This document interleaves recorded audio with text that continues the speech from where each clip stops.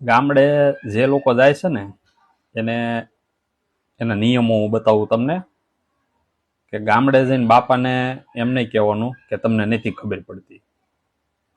અને બીજું કે હિસાબ નહીં માંગવાનો, બાપા કેટલો કપાય છો, કેટલો દવા છાંટી, કેટલો નીંદવાનો ખર્ચો જો, એ હિસાબ તમારે નથી લેવાનો.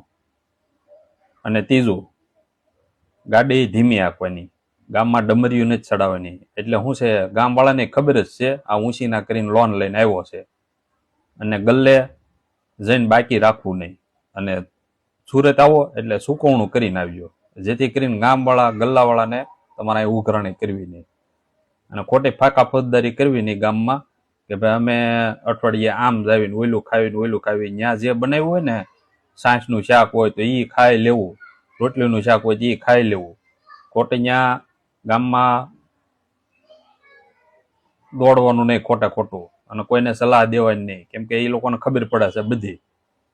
અને મોટી ગાડી લઈને આવ્યો હોય તો ખૂણામાં મૂકવી, જેથી કરીને ગામના ગાડા ટ્રેક્ટર નિરાતે નીકળી જાય. એટલે હું ગામવાળાને ખબર જ છે ભાઈ તમારી પાસે મોટી ગાડી છે, એટલે શેરી વચ્ચે ન મૂકવી. આ બધા અઘરા નિયમો છે એ બધા પાળજો. અને ગામમાં પેલું સડા પહેરીને આટા તો મારતા જ નહીં, નકર ત્યાં ભાભલા વાટ જોઈને જ બેઠા. પછી કહેતા ને એમને ખોટું લાગ્યું. આ ગામડાના નિયમો છે.